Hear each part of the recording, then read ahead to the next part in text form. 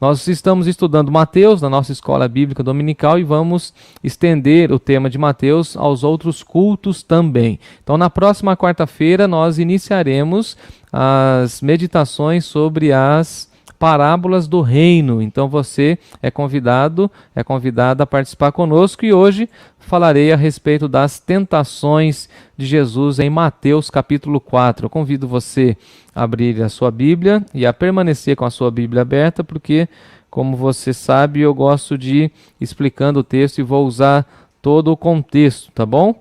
Então peço que você fique com a sua Bíblia aberta. Eu estou em Mateus capítulo 4. Eu dou um tempinho aí para você encontrar. A irmã Natália vai colocar aqui a referência também.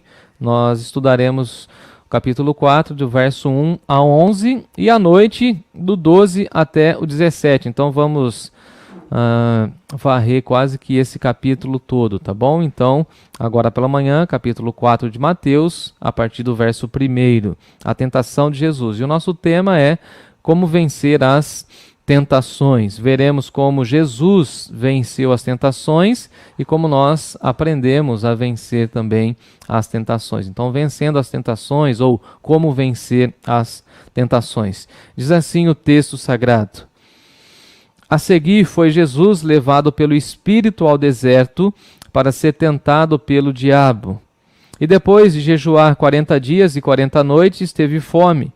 Então o tentador, aproximando-se, lhe disse: Se és filho de Deus, manda que essas pedras se transformem em pães.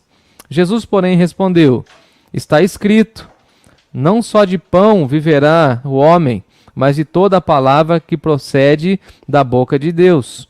Então o diabo o levou à cidade santa e colocou-o sobre o pináculo do templo. E lhe disse: Se és filho de Deus, atira-te para baixo, porque está escrito: Aos seus anjos ordenará a teu respeito que te guardem. Eles te susterão nas suas mãos, para não tropeçares em alguma coisa, nem em alguma pedra. Respondeu-lhe Jesus: Também está escrito: Não tentarás o Senhor teu Deus. Levou ainda o diabo a um alto monte, muito alto, mostrou-lhe todos os reinos do mundo e a glória deles. E lhe disse: Tudo isso te darei se prostrado me adorares. Então Jesus lhe ordenou: Retira-te, Satanás, porque está escrito: Ao Senhor teu Deus darás culto, adorarás, e somente a Ele prestarás culto. Com isto o diabo o deixou, e eis que vieram os anjos e o serviram. Convido você a orar comigo mais uma vez. Senhor Deus, amado Pai, muito obrigado, Senhor, por essa porção da Tua palavra. Pedimos que o Senhor fale ao nosso coração e que a Tua palavra encontre guarida em nosso coração. Que o nosso coração seja uma terra boa e que a Tua semente possa germinar. Nós oramos agradecidos por meio de Jesus, nosso Senhor. Amém. Amém. Vencendo as tentações. Hoje nós veremos como Jesus, o nosso Senhor, conseguiu vencer as tentações baseado na palavra de Deus e também como nós precisamos aprender com Jesus como vencer as tentações. E aqui nós sairemos hoje com a certeza de que para vencer as tentações, nós precisamos estar enraizados, completamente solidificados na palavra de Deus. Você vai acompanhar, como você já fez, acompanhando a leitura e vai me acompanhar explicando o texto, que Satanás conhecia e conhece muito bem as Escrituras. Inclusive, ele cita as Escrituras. É claro que ele cita de uma maneira equivocada, mas nós veremos que ele cita as Escrituras. Ou seja, até o nosso inimigo conhece muito bem a palavra de Deus e, infelizmente, nós acompanhamos o movimento evangélico no Brasil muito raso. As pessoas se convertem ou dizem que são cristãs, evangélicas, enfim,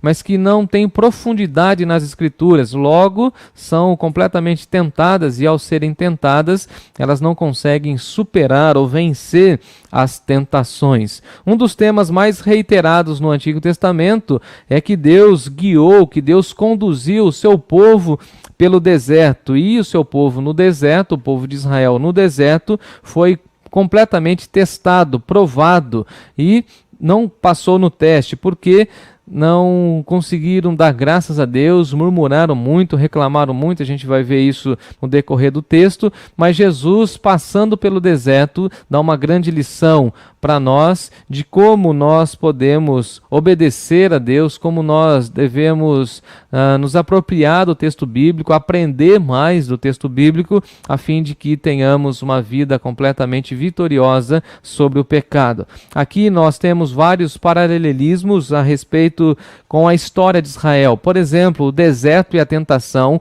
assim como Jesus agora está passando pelo deserto, ou pela escola do deserto, sendo testado no deserto, como ele está recebendo a pressão da tentação, o povo de Deus também, Israel, o primeiro filho de Deus, como na teologia nós aprendemos, passou pelo deserto, passou pela tentação. Nós temos Moisés e Jesus. Jesus passa pelo jejum de 40 dias e 40 noites. Temos a menção lá em Êxodo que Moisés também passou pelo jejum de 40 dias e 40 noites, que Moisés esteve com o Senhor, e aqui nós aprenderemos como Jesus esteve na presença de Deus e por isso saiu vitorioso desse processo. Então, temos a história aqui, o enredo do jejum, ou seja, Mateus mais uma vez falando ao público judeu, ele vai retomar o conceito do Antigo Testamento, ele vai mostrar que Jesus é uma continuidade, ou Jesus dá continuidade, Jesus dá prosseguimento à revelação de Deus, então não há uma ruptura, não há uma quebra na revelação de Deus, muito pelo contrário, Jesus vem para cumprir a lei de Deus e assim ele dá continuidade. E para que o texto e o contexto seja vívido no coração dos judeus, Mateus fala e faz conexões com o Antigo Testamento. Isso é muito importante e basicamente o texto fica muito claro para os seus leitores iniciais, ou seja, os judeus que estavam ali ouvindo Jesus sabiam e entendiam perfeitamente o que estava passando na vida de Jesus. É claro que se você me acompanhou na leitura e conhece um pouco do contexto, você sabe que a tentação ela vem após o batismo, após o momento em que Jesus passa pelas águas do batismo por meio das mãos de João Batista. Então, mostrando como a identidade de Jesus, aquela voz que sai do céu e diz: "Tu és o meu filho amado em quem me compraz, eu tenho prazer em ti, tu és o meu filho". Então Deus Pai afirma e confirma a identidade de Jesus. Nós temos a figura da Trindade em harmonia trabalhando, simultaneamente. Nós temos a figura do Filho, temos a figura do Deus Pai que fala, que ordena, que mostra o propósito, e temos a figura do Espírito Santo por meio da pomba que desce e repousa sobre Jesus. Então a tentação vem após esse momento, assim como no deserto também, antes daquele momento de peregrinação, eles tiveram também essa confirmação, essa validação, essa voz de Deus que disse que estaria com eles. Assim como Moisés foi o legislador do Antigo Testamento, Jesus também vai reunir uma grande multidão que nós chamamos do Sermão do Monte. Já estudamos isso na nossa escola bíblica dominical. Se você não pegou essa aula, aproveita, dá uma corridinha depois lá no nosso canal, está lá salvo a aula da semana passada, se não me engano a aula de número 3, tá bom? E aí nós temos Jesus falando à grande multidão à semelhança de Moisés. Então se Moisés tem diante dele uma grande multidão e ele fala os 10 mandamentos e todo o decálogo, toda a lei, nós temos também Jesus falando o Sermão do Monte, todas as outras implicações dos grandes sermões de Jesus. O que Mateus está querendo mostrar para nós é que Jesus é o novo Moisés, conforme a própria expectativa messiânica dizia. Então Jesus vem para cumprir aquilo que Moisés já havia começado. Vale lembrar aqui na introdução desse sermão que a Bíblia não ensina para nós que Deus nos tenta. Isso aqui, inclusive, é doutrina básica, mas eu acho que vale a pena a gente tocar nesse ponto. Por quê? Algumas pessoas falam assim: eu estou sendo tentado por Deus. E aí nós precisamos sempre lembrar que quem tenta é o inimigo, quem tenta é o Satanás, o diabo. Quem tenta é aquele que é o adversário de Deus. Deus nos prova. A Bíblia é muito clara ao nos ensinar que Deus nos prova, Deus permite que nós passemos pelos testes, mas a tentação é fruto exclusivamente de uma ação maligna, de uma ação perversa do inimigo das nossas almas. Então, ao passar por uma tentação, não diga que você está sendo tentado por Deus. Você está sendo provado, sim, em vários momentos, mas a tentação vem de Satanás. E é claro também que Deus permite que nós sejamos tentados, para que nós saiamos então completamente aprovados. Mas a tentação não vem de Deus.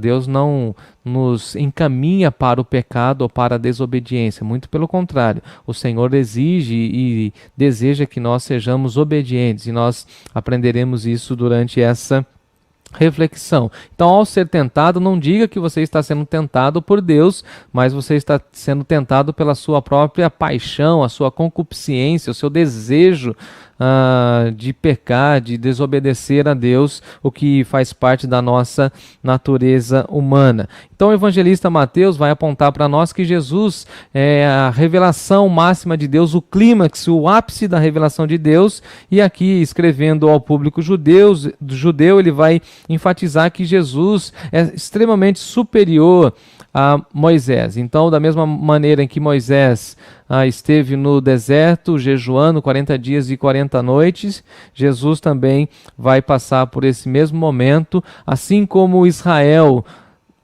errou, vacilou no deserto, murmurou no deserto, desobedeceu no deserto, foi contra a liderança de Moisés em algumas vezes no deserto. Nós vamos ver que no deserto, ao ser tentado, Jesus é vitorioso. Então, nós temos aqui essas duas categorias. Se o povo de Deus no Antigo Testamento errou o foco ou não aprendeu todas as lições que lhes foram colocadas, agora nós temos Jesus que consegue cumprir toda a expressão de Deus e consegue vencer e sai do deserto extremamente vitorioso. É muito interessante aqui, o tempo não nos permite, mas poderíamos falar a respeito do número 4.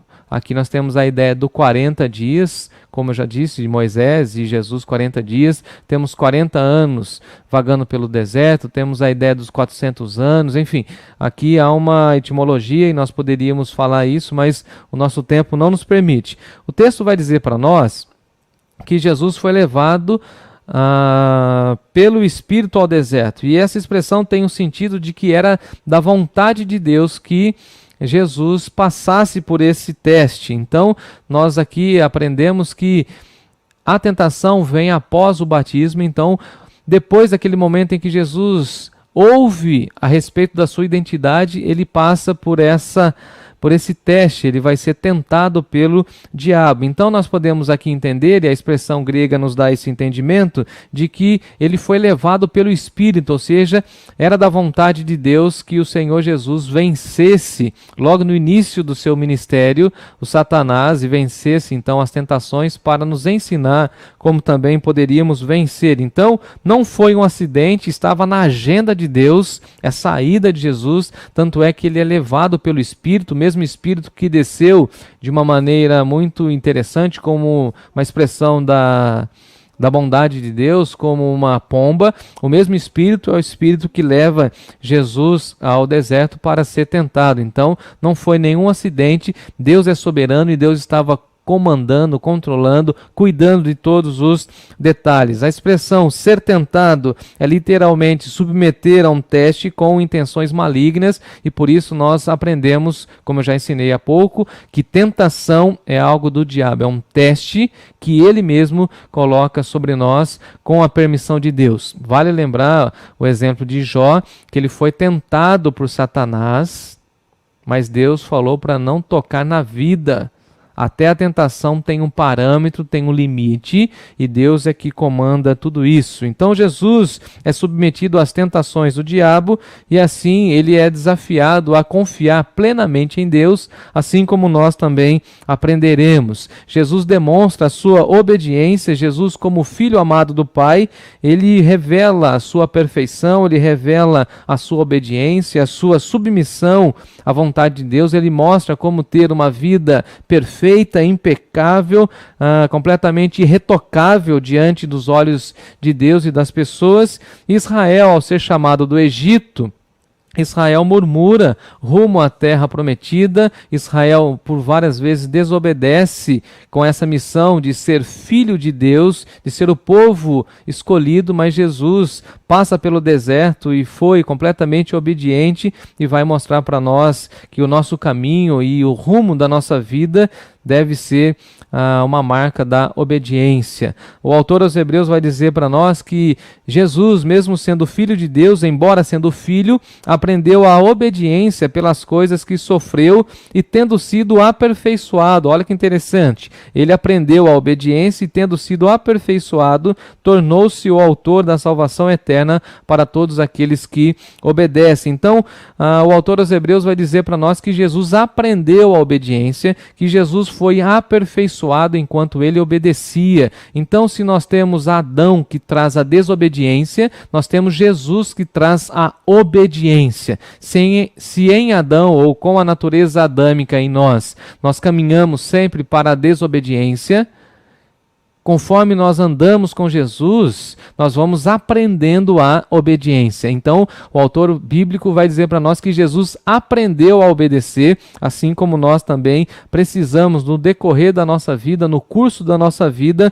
aprender a obedecer. É interessante e ao mesmo tempo triste saber que pessoas têm muitos anos de vida e muitos anos de vida cristã, mas não aprendem a obedecer. Sempre querem dar um jeito de caminhar na desobediência, sendo que o plano e o propósito de Deus é que nós tenhamos uma vida de profunda obediência a Deus, de profunda reverência às coisas de Deus. E essa passagem da tentação de Jesus vai nos ensinar que ele venceu naquilo que Israel falhou. Enquanto Israel foi completamente desobediente e murmurava o tempo inteiro, Jesus é obediente e Jesus caminha, tanto nesse momento do deserto, na tentação, como no curso do seu ministério, com ações de graças. Então, a murmuração não faz parte da nossa vida, a desobediência não faz parte da nossa vida, faz parte da caminhada cristã, sim, a obediência e também as ações de graças. Então, nós temos 3 tentações para trabalhar nessa manhã, e eu quero saudar todos que estão chegando aí, sejam bem-vindos aqui no Face e também no Insta. Tem muita gente chegando aqui no YouTube, nas nossas redes todas, tá bom? Então a primeira tentação tem a ver com a identidade. Ele chega para Jesus, o diabo, o tentador, a partir do versículo 3, e diz assim: se és filho de Deus, manda que essas pedras se transformem em pães. Então, se tu és filho de Deus. Então repare que o diabo, ele quer colocar uma dúvida na mente de Jesus, ele questiona justamente o que Deus acabara de dizer a respeito de Jesus após o batismo, ou seja, Jesus acabara de ouvir a voz de Deus, a voz que falara que ele é o Filho de Deus. Então Jesus não tinha nenhuma dúvida a respeito da sua filiação com o Pai.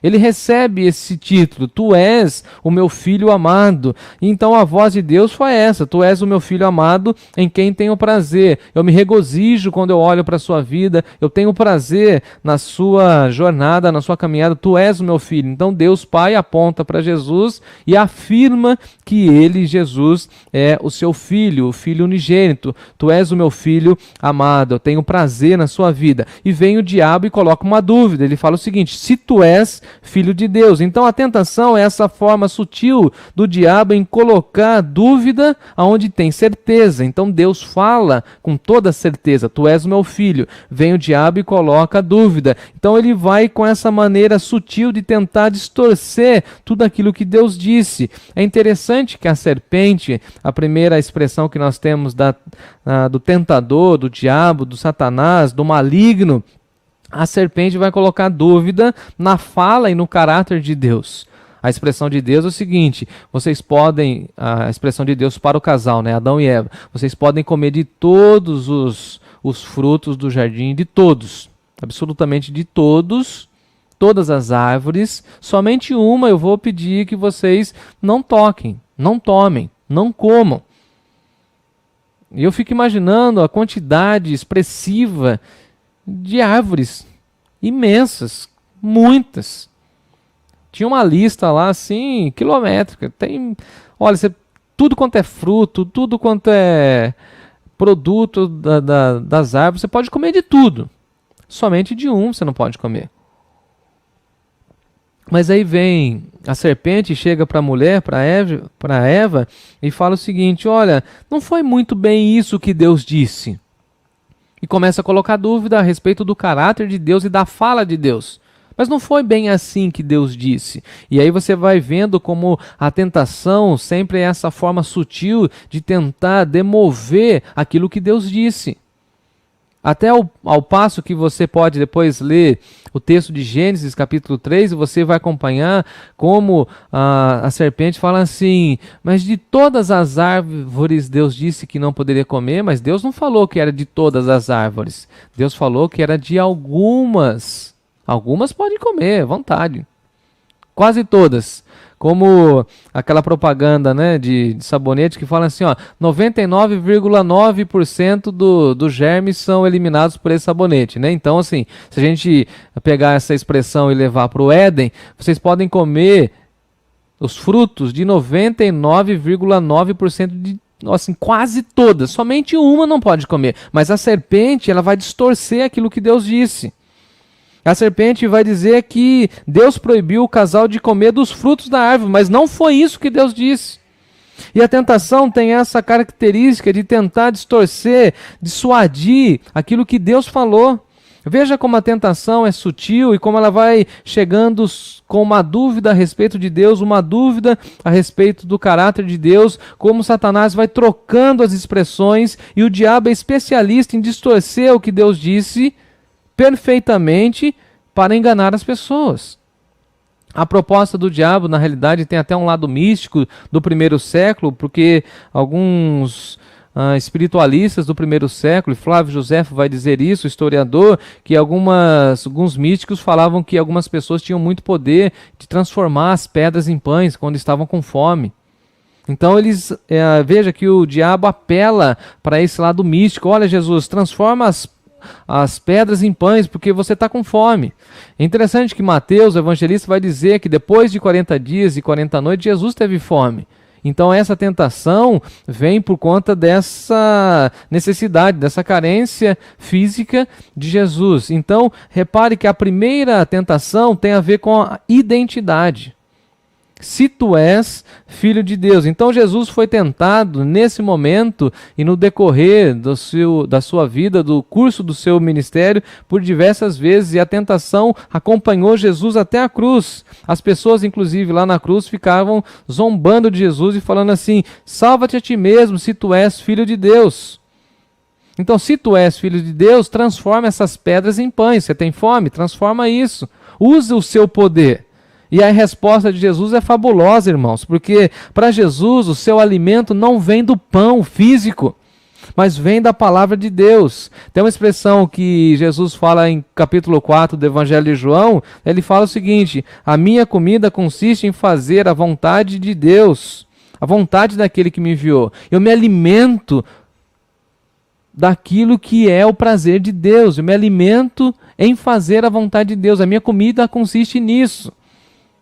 Eu me alimento da vontade de Deus. Então a prioridade na nossa vida não deveria ser o alimento, aquilo que é físico. A nossa prioridade deveria ser aquilo que é espiritual. E aí, fortalecidos por aquilo que de fato é espiritual, ou seja, a palavra de Deus, nós conseguiríamos superar e vencer as tentações. Então, transforma essas pedras em pães. Aí vem Jesus e fala o seguinte: não só de pão viverá o homem, mas de toda a palavra que procede da boca de Deus. Nós deveríamos ter fome da palavra, aprender mais da palavra, querer mais a palavra de Deus, porque a palavra de Deus de fato é essencial.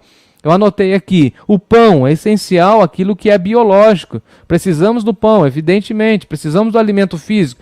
Não tenha dúvida, mas o que é mais essencial, o que é primordial, o que é extremamente relevante para nós é a palavra. Porque a palavra é essencial ao que é espiritual. E aí eu fiz um trocadilho. O diabo tenta dizendo: usa seu poder, Jesus. E Jesus responde: o meu poder vem da palavra de Deus. Usa o seu poder, disse o diabo. E Jesus falou o seguinte: o meu poder vem da palavra de Deus. E essa é a pergunta que eu faço para você nesse primeiro ponto. Da onde vem seu poder? Segundo lugar, a segunda tentação vem com o tema da proteção. Acompanhe comigo a partir do verso 5. Então o diabo levou Jesus à cidade santa, colocou-o sobre o pináculo do templo e lhe disse: se tu és filho de Deus, atira-te para baixo. Se tu és filho de Deus, atira-te para baixo. A expressão cidade santa é uma clara referência a Jerusalém, como por várias vezes no Antigo Testamento ela era chamada, e Jerusalém como centro da fé judaica. O diabo leva Jesus até o pináculo do templo, aquele espaço que os arqueólogos vão dizer que era o ponto mais alto do templo, e do lado havia um precipício, né, onde qualquer pessoa ao cair teria uma morte extremamente fatal. Então o diabo leva Jesus no pináculo do templo de Jerusalém, no ponto mais alto, e havia também uma ideia dos judeus no livro deles, né, no Midrash, que era uma espécie de comentários a respeito das primeiras ordens de Deus dada por Moisés, e havia uma lenda que no Midrash, os rabinos inclusive ensinavam isso no primeiro século, que o Messias um dia pularia do pináculo do templo para mostrar o seu poder. Então havia essa cultura, havia essa expectativa no primeiro século de que o Messias então pularia lá do pináculo do templo. Então do pináculo do templo era possível ver o pátio central de Jerusalém. Então Jesus ali do pináculo do templo teria uma visibilidade das multidões, das pessoas afluindo para o templo. Então, dessa forma, dá a impressão para nós que o diabo leva Jesus a um ponto de notoriedade, ou seja, Jesus seria facilmente visualizado pela multidão. Então, olha que tentação, pula, porque as pessoas vão ver que o Senhor é poderoso. Pula e mostra que você tem poder, que o Pai vai te segurar. Então o diabo quer que Jesus prove que ele de fato é filho de Deus, e na realidade ele está provocando a Deus, porque a proposta do diabo é que Jesus se lance do pináculo do templo, e qualquer pessoa que pulasse do pináculo do templo, dada a sua extensão, a altura, seria completamente morto, seria completamente aniquilado, porque a argumentação do diabo é extremamente falsa. É interessante que o diabo aqui, ele usa um versículo bíblico para tentar Jesus, mas ele cita um verso fora do seu contexto, e ele cita um verso que fala a respeito da proteção de Deus. Mas ele não cita o versículo inteiro, ele suprime uma parte do versículo. E a tentação, às vezes, vem para nós com um fundo ou uma proposta de uma verdade bíblica. E quem não conhece a Bíblia acaba abraçando a ideia. Porque olha como ele é sutil, ele é sagaz, o diabo. Ele usa um versículo bíblico para tentar Jesus. E aí a expressão está lá no Salmo 91, versículo 11, que o Salmo diz assim, o verso completo: porque aos seus anjos dará ordens a teu respeito, para que te guardem em todos os teus caminhos. Então o diabo tira o texto do seu contexto e suprime essa expressão, em todos os teus caminhos. Qual que é o sentido original e correto do texto? Deus vai nos guardar e Deus vai enviar anjos para nos proteger em todos os nossos caminhos, ou seja, no decurso da nossa vida. Ao longo da nossa jornada, Deus irá nos proteger. Deus irá promover proteção a nós. Mas o diabo suprime uma parte do texto, suprime uma parte fundamental, ele omite do texto para confundir a cabeça de Jesus e para distorcer o real sentido. Então, se você não conhece a Bíblia, você acaba achando que aquilo que é tentação, na realidade, é uma bênção, e não é. Por isso que nós precisamos conhecer o texto e o seu contexto para a gente entender o que o diabo está fazendo. Porque tem muitas tentações que vêm embaladas por versículos bíblicos, mas versículos bíblicos que estão fora do seu contexto ou não estão sendo usados de maneira adequada. A falsidade do diabo estava no mau emprego do versículo bíblico. Ou seja, ele estava tentando mais uma vez distorcer a palavra de Deus. E é isso que o diabo tem feito até os nossos dias. Ele vai enganando as pessoas, distorcendo a palavra de Deus. O diabo estava citando a Escritura com base, entre aspas, no faz de conta. Ou seja, usando a palavra de Deus de uma maneira equivocada e distorcida, querendo confundir a cabeça de Jesus e querendo que Jesus aceitasse a doutrina de que os fins justificam os meios. Mas o nosso Senhor Jesus cita um verso, um texto, que destrói essa argumentação falaciosa do diabo. Jesus fala o seguinte: Deus vai nos proteger? Sim. É a promessa dele que irá nos proteger? Sim. Mas ele vai nos proteger em todos os caminhos. Ou seja, durante toda a vida. Não é somente nesse momento específico. É uma promessa de proteção para a vida e não para o momento. Isso que nós precisamos entender aqui. É uma proteção que os filhos de Deus desfrutam, mas nós não podemos querer provocar ou exigir que Deus nos proteja por conta de um capricho nosso.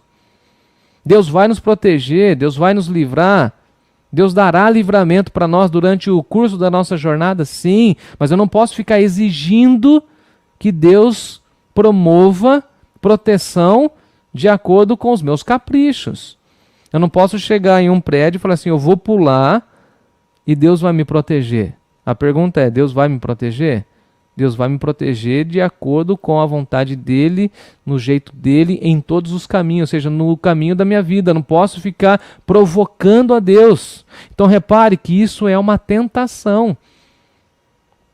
Essa tentação de querer provocar a Deus.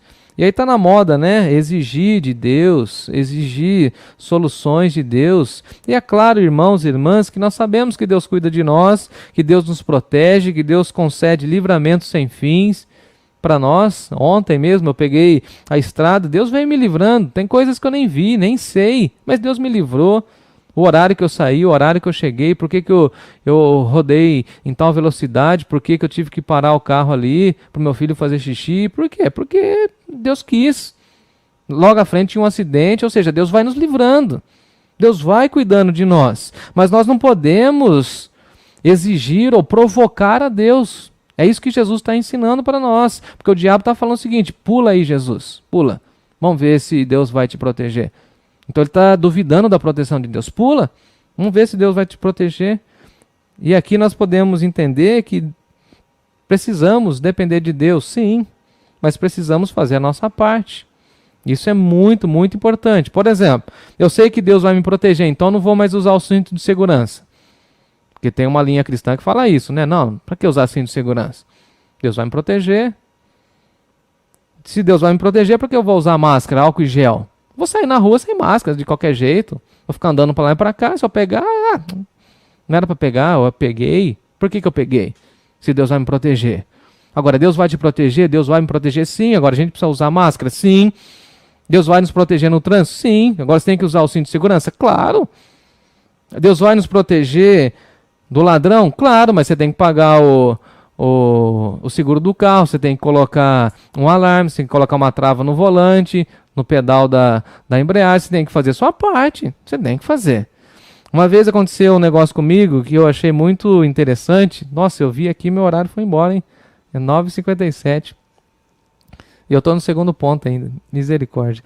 E aí, eu peguei morava em Bauru, eu fui no banco e saquei.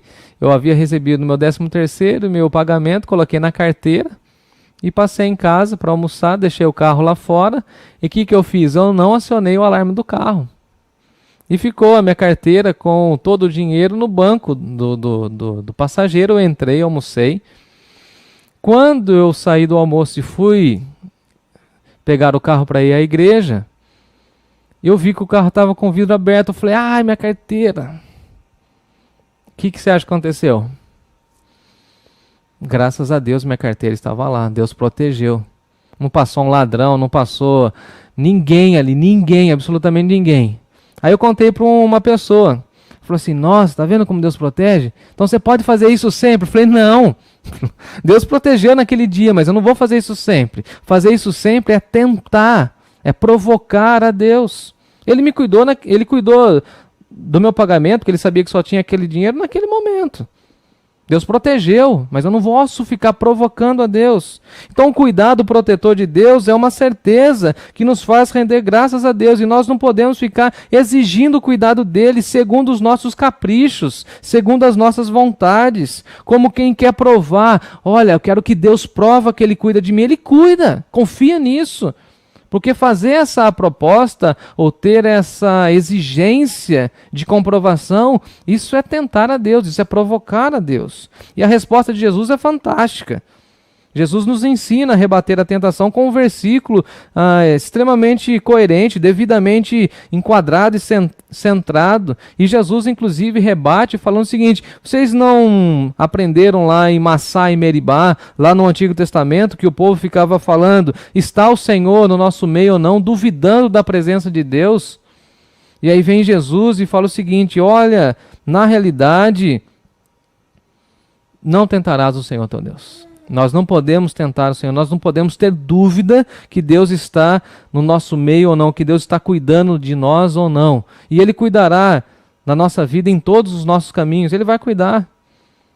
E aqui tem a questão do caminho de Jesus, o sofrimento, a cruz, mas o tempo não nos permite, porque eu acabei me empolgando e falei bastante, né? Eu encerro essa segunda tentação dizendo assim: o diabo tenta, dizendo, use o seu poder, use o poder de Deus. E Jesus responde: o meu poder não vem de usar a Deus, mas o meu poder vem de obedecer a Deus. Eu não sei se vocês me acompanham, vocês estão comigo. Eu quero caminhar para finalizar esse terceiro ponto. Então, em terceiro lugar, vem a terceira tentação, que tem a ver com poder. A primeira foi identidade, a segunda tem a ver, acabei de falar aqui, até me perdi aqui no meu esboço aqui. A segunda tem a ver com proteção, identidade, proteção, e a terceira tem a ver com poder. Olha comigo o versículo 8. Tudo isso te darei se prostrado me adorares. Moisés, quando foi lá no Monte Nebo examinar toda a terra prometida, ele foi no alto monte, no ponto mais alto, para visualizar tudo aquilo que Deus daria.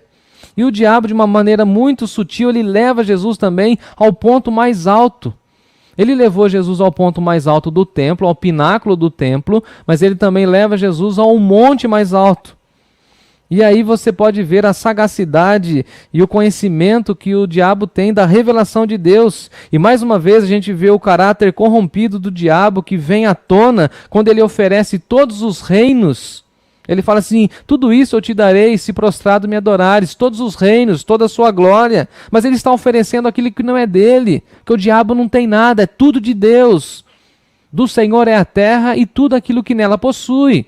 Os reinos, os poderes, a glória, a honra, tudo é de Deus. Então o diabo está vendendo ou tentando tentar Jesus com aquilo que não é dele.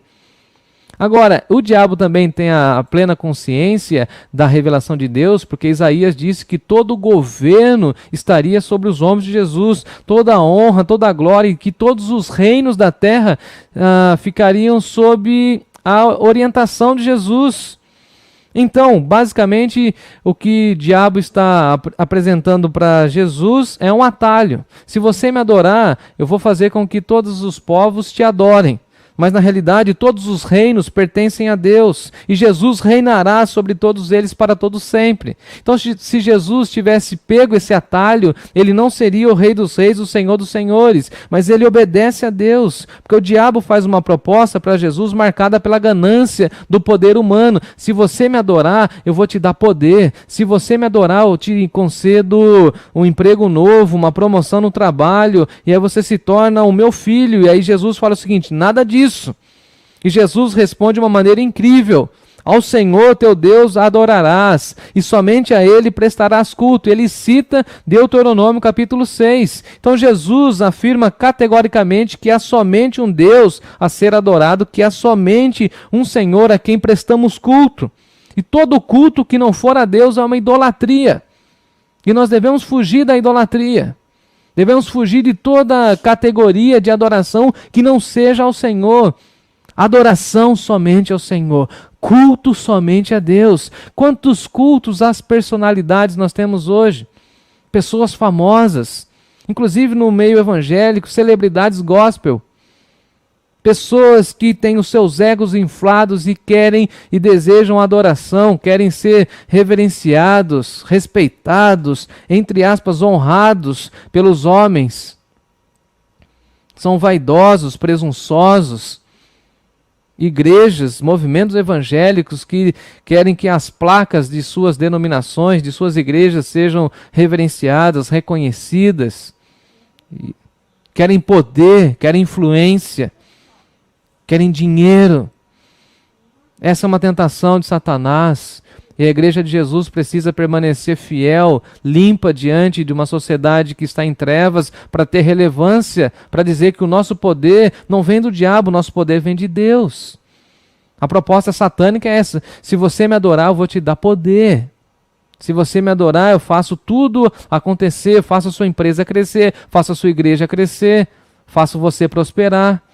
Venda sua alma para mim. Essa é a proposta de Satanás para Jesus. Aí Jesus, de uma forma brilhante, fala o seguinte: olha, diabo, ao Senhor teu Deus adorarás, somente a Ele nós devemos prestar culto. Então o diabo tenta Jesus dizendo: use o meu poder. E aí Jesus fala o seguinte: o meu poder não vem de você, diabo, o meu poder vem da adoração a Deus. O meu poder vem de Deus. Como o tempo já avançou, eu tenho muita coisa para falar, mas eu vou encerrar fazendo uma lembrança. Concluo dizendo: lembre-se que a sua identidade está firmada em Deus. E você não precisa provar nada para ninguém. Lembre-se que você é uma filha ou um filho de Deus. Tu és o meu filho, minha filha, a quem tenho prazer. E o detalhe: tu és o meu filho amado, filha amada. Quem é de Deus, quem aceitou Jesus, também ouve a mesma fala que Jesus ouviu. Deus tem prazer na nossa vida. A nossa identidade está em Jesus. Eu não preciso provar mais nada para ninguém. Lembre-se que Deus é que te guarda, é Ele que te protege. Que você precisa se cercar de proteção, sim, mas é Ele que te guarda. É Ele que te protege. Ele que está cuidando de mim e de você durante a pandemia. Ele que nos guarda. Ele que guarda a nossa casa. Ele que guarda a nossa despensa. Ele que guarda a nossa saúde. Ele que guarda. E nós não ficaremos provocando a Deus. Vamos fazer a nossa parte. Lembre-se também que o Senhor merece culto. E que nós não podemos nos render e nem nos prostrar diante de ninguém, a não ser ao único Deus. O Deus Criador. O Deus que fez os céus e a terra. Jesus venceu as tentações, e se a semelhança dele aprendemos a obedecer a Deus, venceremos as tentações. Cuide-se, aprenda mais da palavra de Deus, para que você possa superar as tentações. Eu precisei correr um pouquinho agora na reta final, mas eu espero que essa palavra fale ao seu coração e continue a falar ao seu coração.